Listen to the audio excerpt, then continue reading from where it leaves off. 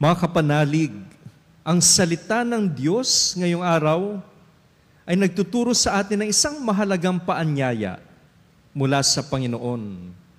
Narinig na siguro ninyo ito, Duc in altum. Nung bago magdiwang ng Great Jubilee noong year 2000, ito yung pinaalala sa atin ng santo na ngayon, no? Si Saint John Paul II, na siyang Santo Papa nung panahong yon. Duc in altum. Put out into the deep. Isulong sa kalaliman or pumalaot kayo. Tapos narinig din natin, kalakip nito, yung kanyang tapat na pangako. Huwag kang matakot. Narinig natin sa Ebanghelyo yung pagod ng mga mangingisda. Magdamag silang nagtrabaho, ngunit wala silang nahuli. Para bang sinayang lamang nila yung kanilang lakas at panahon.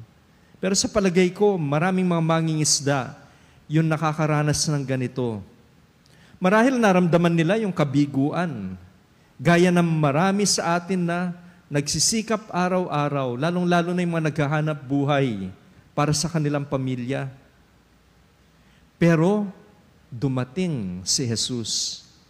At sa kanyang salita, naganap ang himala. Ganito yung sabi ni Pedro, Guro, magdamag po kaming nagpagod at wala kaming nahuli. Pero dahil sinabi ninyo, ihuhulog ko ang mga lambat.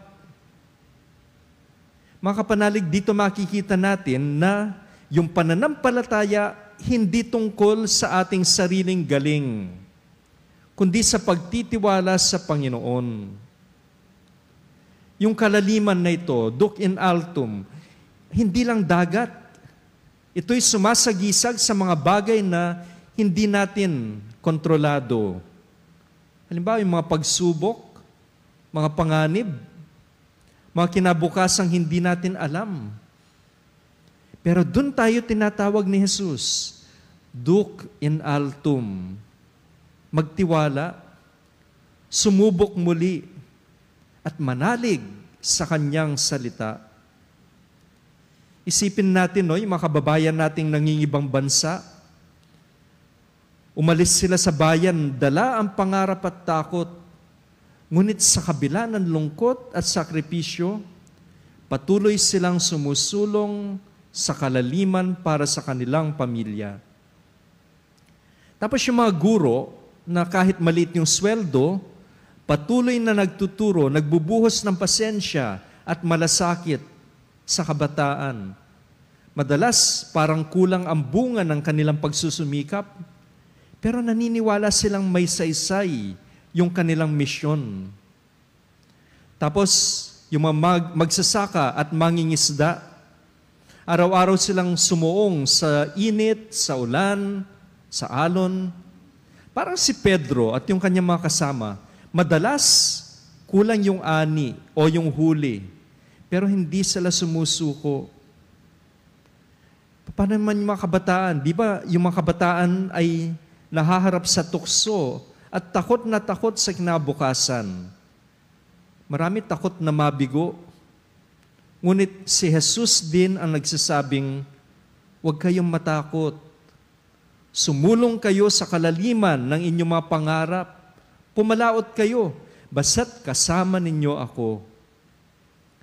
Nang makita ni Pedro yung saganang huli ng isda, yung himalang ginawa ni Jesus, lumuhod siya at nagsabi, Lumayo ka sa akin, Panginoon, sapagkat ako'y makasalanan. Pero si Jesus tumugon, huwag kang matakot.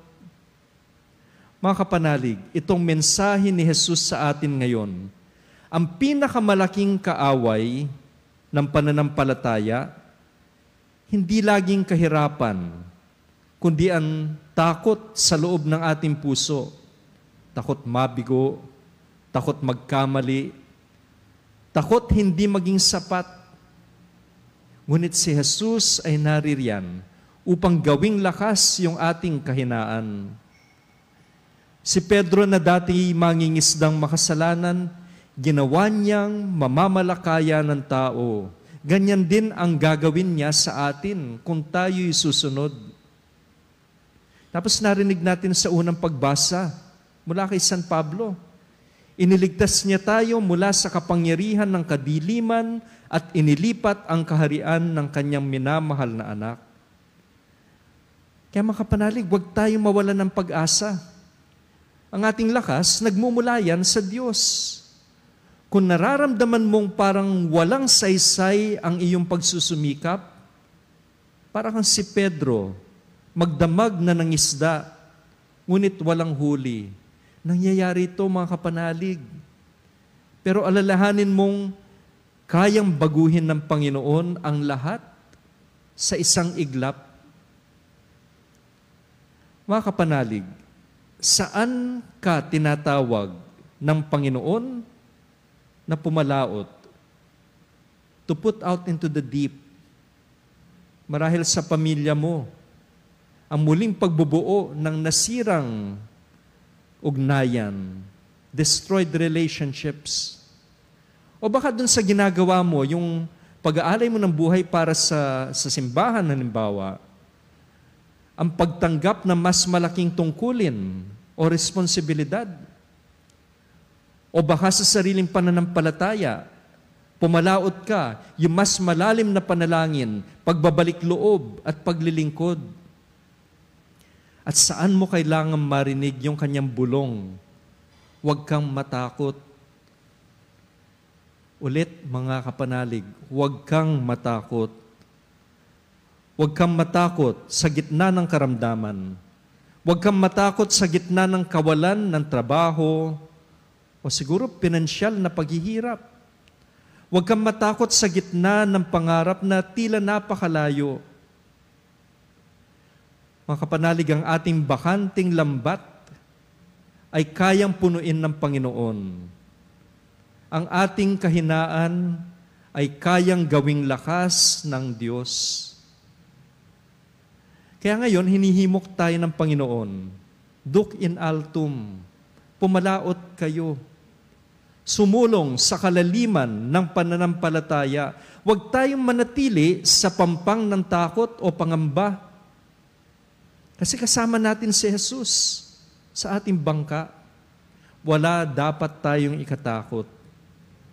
At maririnig natin muli yung kanyang pangako, huwag kang matakot. Pagpalain tayo ng ating poong may kapal.